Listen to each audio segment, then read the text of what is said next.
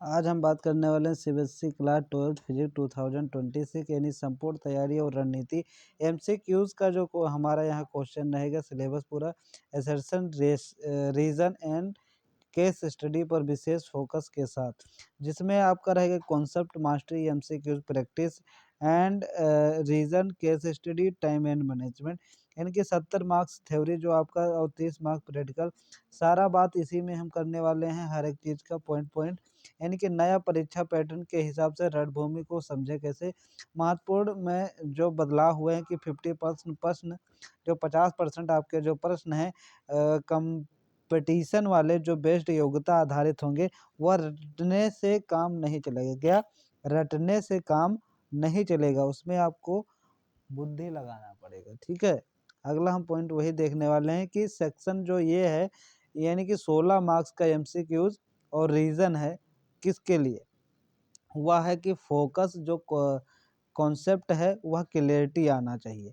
उसके बाद में सेक्शन बी और जो सी है वह क्या, जो हम बात कर रहे थे, यानी section B and C short answer आपको क्या करना है, शॉर्ट आंसर आपको लिख के रखना है, जो कि रिवीजन आपके लिए बहुत ही बेनिफिट होगा। सेक्शन डी में जो आपका रहने वाला कि 8 मार्क्स के जो केस स्टडी है, फोकस क्या करना है, रियल लाइफ एप्लीकेशन के हिसाब से आपको देखना है। सेक्शन ई रहने वाला 15 मार्क्स का जो लॉन्ग आंसर है, आपको क्या करना है, उसका स्टेप बाय स्टेप पैराग्राफ बनाना है और उसको समझना है। कुल अंक आपका 70 नंबर थ्योरी से एंड 30 नंबर प्रैक्टिकल से, आपका टोटल 100 नंबर होने वाले हैं। जो जो पॉइंट है हम उसके बारे में हमने बात कर रखा है। उसके बाद में हमको अब क्या करना है, समझना है। नेक्स्ट सेक्शन ये एमसीक्यूज ऑब्जेक्टिव जो क्वेश्चन है, महारत कैसे हासिल करें इन क्वेश्चनों में, तो वह रहने वाला है कि जो एलिमिनेशन मेथड है, यानी कि वो आपको क्या करना है, एलिमिनेट करना है। पहले उन विकल्पों को हटाएं जो स्पष्ट रूप से गलत है। यानी कि आपको जो 4 ऑप्शन दे रहे हैं, 4 ऑप्शन में से आपको जो 2 ऑप्शन सही है उसे रखें, और 2 ऑप्शन यानी कि आपको पता है कि वह नहीं हो सकते, उसे आप ख़त्म कर दें। और उसके बाद में यूनिट चेक करें कि दोनों में बैलेंसी कैसी है, बराबर क्या है। उत्तर की इकाई यानी यूनिट और प्रश्न की इकाई का मिलान करें। उसके बाद में सिग्निफिकेशन जो फिगर्स है उसको आप क्या करें, आइडेंटिफाई करें। कभी कभी उत्तर बहुत करीब होते हैं, दशमलव डेसिमल्स पर ध्यान दें, क्योंकि कुछ दशमलव के हिसाब से आपका नंबर मैक्सिमाइज हो जाता है। तो प्रो टिप यह रहने वाला कि प्रश्न में नोट या इनकरेक्ट शब्दों को ध्यान से पढ़ें, इसी में बच्चों का गलती हो जाता है। अगला जो पॉइंट है कि 4 नंबर का एसेरेशन रीजन, अभिकथन और कारण को कैसे हल करें। स्टेप 1 है कि क्या एसेरेशन यानी ये सत्य है। दूसरा क्या स्टेप, क्या रीजन आर सत्य है। तीसरा स्टेप यानी क्योंकि बिकॉज लगाकर देखें क्या आर ए का सही कारण है क्योंकि। तो रियल एग्जाम्पल में आप देखें कि ऋणात्मक आवेशित होने पर वस्तु का द्रव्यमान थोड़ा बढ़ जाता है, ट्रू है। लेकिन रीजन क्या है, आवेशन केवल इलेक्ट्रॉनों के स्थानांतरण के कारण होता है।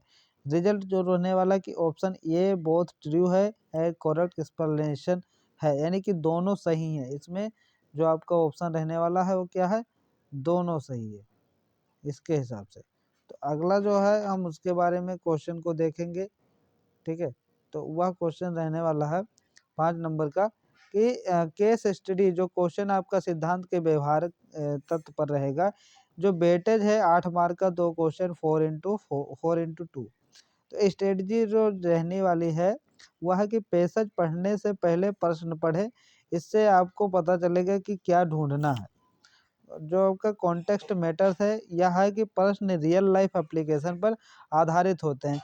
जैसे इलुस्ट्रेशन यानी जैसे केबल, ऑप्टिक फाइबर जो होते हैं वह लाइकली टॉपिक ऑप्टिक्स से होते हैं।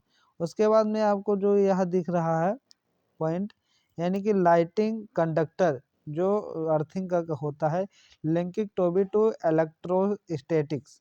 तो आप इनसे आप क्या कर सकते हैं, इनको समझ सकते हैं कि यह पार्ट किससे रिलेट कर रखा है। अगला जो पॉइंट है कि यूनिट वार वोल्टेज जो है कहाँ ध्यान केंद्रित करें। तो जो रहने वाला है कि वी आई ऑप्टिक प्रकाशिक, उसके बाद में मैग्नेटिक चुंबकीय प्रभाव, इन दो की टेकअवे यानी केवल ऑप्टिक्स और मैग्नेटिक ही 35 मार्क के 50% कवर करते हैं। आप समझ लीजिए कि प्रकाशिकी से 18 नंबर मिल जाएंगे और चुंबकीय प्रभाव से आपको 17 नंबर, टोटल मिलाकर आपका 50% यहीं से मिल गया है।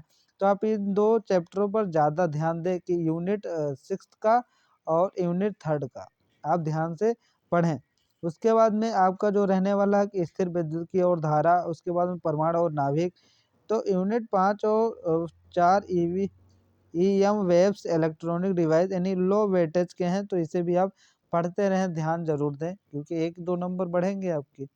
अगला जो है कि 28 प्लस मार्क्स के लिए महत्वपूर्ण परिभाषाएं कौन कौन से हमें याद करें। तो मस्ट नाउ टू डिफिनीशन है कि इलेक्ट्रोस्टैटिक स्थिर विद्युतता क्या है। जो इलेक्ट्रिक फ्लक्स है उसे हम विद्युत फ्लक्स कहते हैं।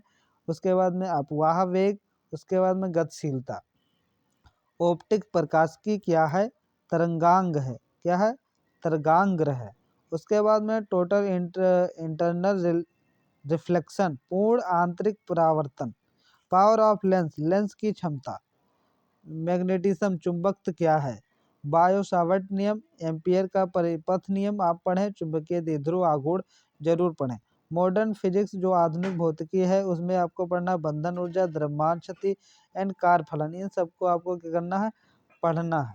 अगला पॉइंट जो रहने वाला है वह है कि महत्वपूर्ण डेरिवेशन, व्युत्पत्ति यानी 5 मार्क के पक्के करें। कैसे, आपको इसमें देखना है कि इलेक्ट्रिसिटी यानी जो कूलम्ब का नियम है उसको गाउस लॉ एप्लीकेशन के हिसाब से आप उसे डिफाइन करें। तो इन सब आपको स्टेप्स को क्या करना है, रीड करना है, पढ़ना है। आप देख सकते हैं फार्मूला के हिसाब से दिया है। जैसे आपका एक प्लस आयन यानी सोडियम का एक इलेक्ट्रॉन क्या कर रहा है, हर कक्षाओं में परमाणु भ्रमण कर रहे हैं। तो ये जो एक्सपर्ट टिप आपके लिए है कि प्रैक्टिस डायग्राम 3 टाइम्स आप जरूर बनाएं इन डायग्रामों को। अगला जो पॉइंट है वह है कि फार्मूला टूल किट आपके लिए है कि जो कूलम्ब का लॉ है वह यह है, यह बराबर के Q1 Q2 upon R square. Lens maker का जो फार्मूला है यह है। फोटो लेट्रिक्स का जो फार्मूला है यह है। उसके बाद में चेट सीट जो आपके लिए है कि जो बोर ऑर्बिट है वह उसके लिए फार्मूला है। आरएम्स करंट जिसके लिए निकालते हैं वह यह फार्मूला है। तो रिकॉल टिप आपके लिए बहुत ही अच्छा रहेगा। स्थिरांक यानी कि कांस्टेंट, जैसे ही CHE एप्सिलॉन 0 के मान याद रखें, यानी कि C के मान, H के मान, E के मान, एप्सिलॉन 0 के मान याद रखें। उससे आपका पूरा क्वेश्चन लगता चला जाएगा। इन क्वेश्चनों को जरूर याद कर लें, बेसिक से बेसिक है, आपके लिए बेनिफिट है। एडिस्ट्रियल साइंस जो ब्लू प्रिंट है यानी कि 30 डे में स्टडी प्लान फेज 1 अवधारणा निर्माण कैसे करें, यानी कि वीक 1 में जो आपका मुक्ता है वह यह रहने वाला है कि टारगेट फिजिक्स पार्ट 1 चैप्टर 1 से 4 आपको पढ़ना है। उसके बाद में एक्शन क्या लेना है, NCERT एक्सरसाइज को प्लस नोट्स को आपको बनाना है, पढ़ना है। उसके बाद में वीक 2 जो आपका मुक्ता रहेगा वह टारगेट रहेगा फिजिक्स पार्ट 1 चैप्टर 5 से 8 तक। उसके बाद में एक्शन करना क्या है, डेरिवेशन का यानी लिखित अभ्यास आपको करना है इन 2 हफ्ताओं में। तो आपका जो गोल रहने वाला है पार्ट 1 जो आपका मास्टरी का रहने वाला है, जिससे आपका गोल इसके लक्ष्य के आप नज़दीक पहुँचेंगे। तो एडिशनल जो साइंस ब्लूप्रिंट है 30 डेज स्टडी प्लान फेज 2 महारत और अभ्यास। वीक तीसरे में आपको करना है टारगेट जो रहने वाला फिजिक्स पार्ट 2, उसमें आपको क्या करना है, ऑप्टिक्स और सेमीकंडक्टर के आपको फार्मूले को पढ़ना है और लिखना है। उसके बाद में जो फोकस करना है रे ऑप्टिक एंड सेमीकंडक्टर डायग्राम को बनाना है, रिपीट करना है 2-3 बार आपको देखना है। वीक जो 4 रहने वाला है फाइनल लैप है, उसमें आपको क्या करना है, एक्शन करना है।